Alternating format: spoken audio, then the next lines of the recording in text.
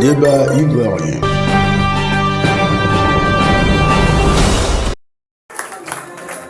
Les membres de la table de séance.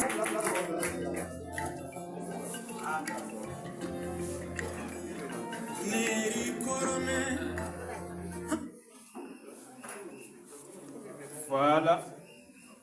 Doucement. Veuillez vous asseoir, s'il vous plaît, mesdames et messieurs. Chères familles des victimes, chers survivants, nous ne sommes pas réunis pour une simple commémoration. Nous sommes réunis pour dire 20 ans après, on n'a pas oublié. Et on ne pardonnera pas l'oubli.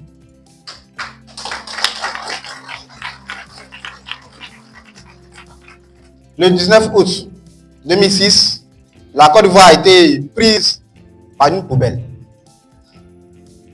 Le navire Provo Koala, affrété par la multinationale Trafigura, a déversé plus de 500 tonnes de déchets hautement toxiques à Akwedo, Vridi, Koumassi, Atekoubé et Djibi Village. Ce n'était pas un accident, c'était un choix, le choix du profit contre la vie. Le bilan, nous le connaissons. 17 morts officiels.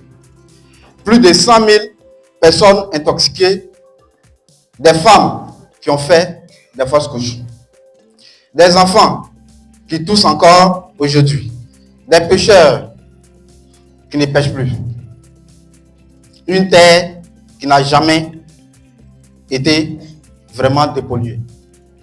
20 ans après, le poison est encore là, dans le sol, dans les eaux, dans les corps. Où est la justice? Oui, il y a eu des procès à Londres, à Amsterdam. Oui, il y a eu 200 milliards annoncés. Mais sur le terrain, à Akwedo, dans toutes les zones de déversement, combien de mères ont touché 30 000 francs pour soigner un enfant malade à vie? Où est l'hôpital promis? Où sont les analyses des sangs promises? Où est le rapport complet sur l'état de notre lagune? Ce qui s'est passé s'appelle un racisme environnemental.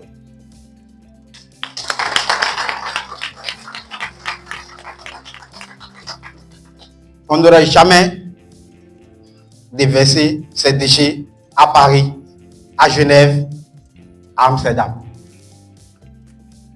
On les a déversés ici parce qu'on a cru que la vie d'un Africain valait moins. On a cru que nous allions nous taire. Aujourd'hui, nous ne nous taisons plus.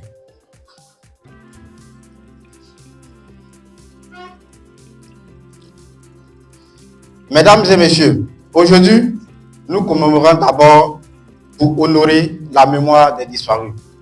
Au nom de la nation tout entière, je m'incline devant leurs souvenirs. Nous passons avec compassion au milieu des victimes directes et indirectes, à ceux qui vivent encore avec des séquelles. Votre souffrance a été la nôtre. Vous n'êtes pas oubliés. Nous saluons également le courage et le dévouement du personnel soignant, des forces de défense et de sécurité, des organisations humanitaires et de tous les Ivoiriens qui se sont mobilisés dans l'urgence pour apporter leur secours. Distingués invités, cette tragédie nous a enseigné 3 leçons fondamentales. La souveraineté environnementale est une question de sécurité nationale. Aucun intérêt économique ne peut primer sur la santé et la vie des populations. La coopération internationale est indispensable. Je tiens à remercier tous les organismes humanitaires, dont les Nations Unies, l'OMS, le PNUD, Amnesty, Greenpeace et bien d'autres. Les partenaires qui nous ont appuyés, dans la gestion de la crise et dans les programmes de dépollution et de suivi sanitaire. Votre solidarité a été déterminante. La gouvernance et la transparence doivent être la règle depuis 2006. L'État de Côte d'Ivoire a renforcé son arsenal juridique et institutionnel. Ratification des conventions de BAT et des retraits d'armes. Création d'un dispositif de contrôle portuaire plus rigoureux et mise en place d'un système de traçabilité des déchets dangereux. Mais la vigilance ne doit jamais faiblir. Au nom de la société civile ivoirienne, au nom des victimes, nous exigeons la justice et la réparation.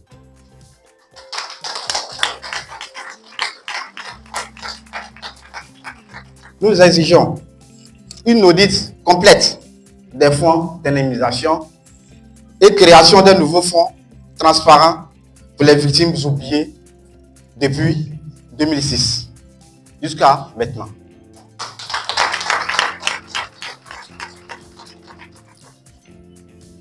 Une vérité scientifique doit être donnée. L'analyse indépendante et publique des sols, des eaux et de la santé des populations dans toutes les zones de déversement des déchets toxiques.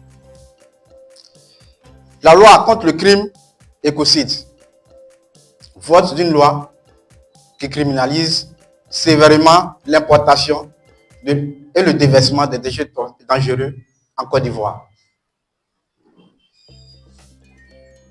Pour mémoire,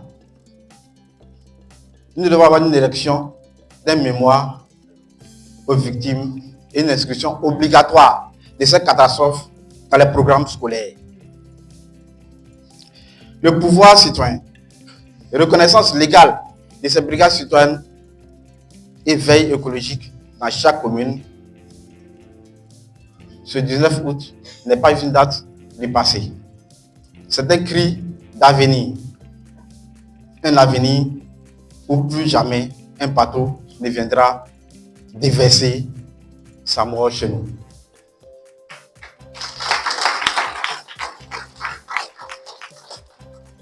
Un avenir où la vie d'un enfant d'Abidjan vaut autant que celle d'un enfant de Londres.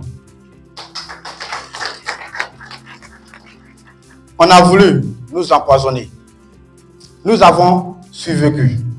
Maintenant, nous luttons. Seulement de bâtir une Côte d'Ivoire résiliente où la dignité et la protection de l'environnement sont au cœur de toutes les actions publiques.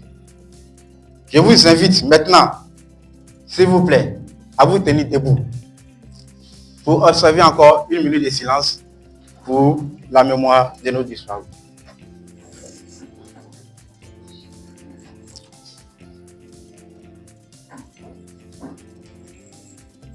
Merci beaucoup.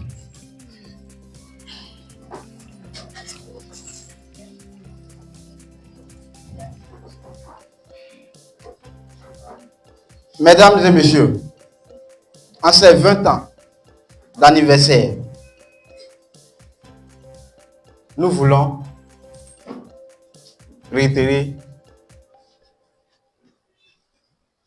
réaffirmer 3 engagements que nous voulons soumettre au gouvernement.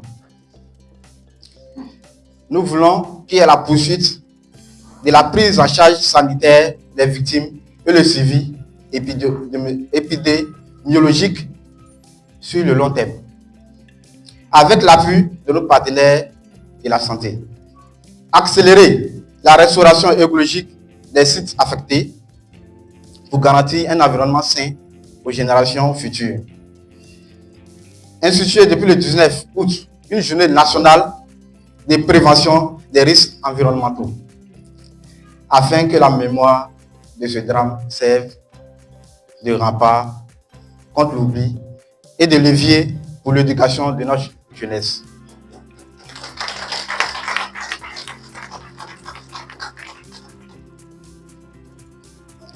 Aux organisations internationales ici présentes, je réitère notre gratitude et notre volonté de renforcer notre partenariat pour une gestion plus sûrs des produits des déchets dangereux en Afrique de l'Ouest. En conclusion, que cette commémoration ne soit pas seulement un devoir de mémoire, qu'elle soit un serment. Le serment de bâtir une Côte d'Ivoire résiliente pour la dignité humaine et la protection de l'environnement sont au cœur de toute action publique. Je vous remercie encore pour toutes les actions qui ont été menées par les organismes des droits humanitaires. Je voudrais, en tout état de cause, remercier surtout 3 organismes internationaux qui sont la LIDO, le MIDH et la FIDH, qui nous ont encore prouvé leur loyauté en combattant aux côtés des victimes ivoiriennes. À cet effet, le 5 septembre 2023, les victimes ont eu une décision très capitale pour l'avancée de l'indemnisation. Le 9 septembre 2023, la Cour africaine a donné une victoire aux victimes des déchets toxiques.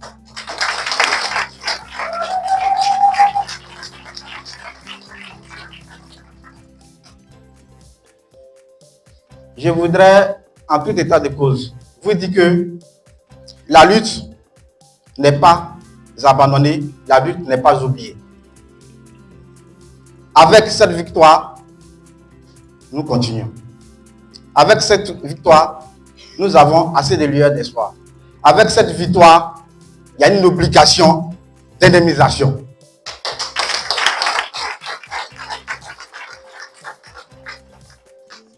Je voudrais remercier le comité d'organisation, à sa tête Madame Assamoah, pour d'être félicitée, épouse Aguibaï. Je vous assure que ce n'est pas facile. Vous voyez, ça fait 20 ans. En 20 ans, il n'y a plus rien. En 20 ans, il n'y a plus d'associations. Il n'y a plus d'organismes pour la défense des victimes. Mais l'UVRETAB a tenu bon. L'UVRETAB tient bon et l'UVRETAB sera toujours là pour vous.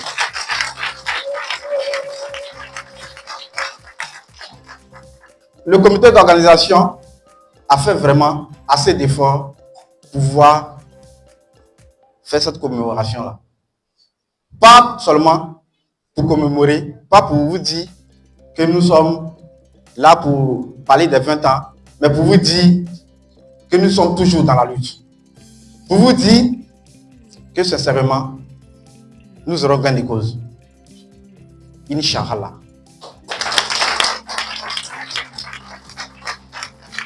Je remercie encore toute la population qui s'est déplacée, toutes les victimes, tous les parents qui sont déplacés aujourd'hui matin, laisser l'activité pour venir nous écouter, pour venir prendre un peu d'informations.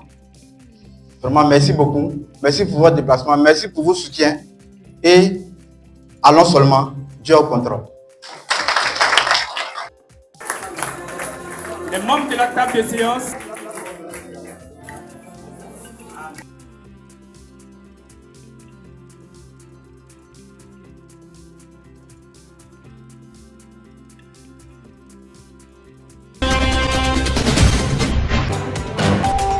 Le débat ivoirien.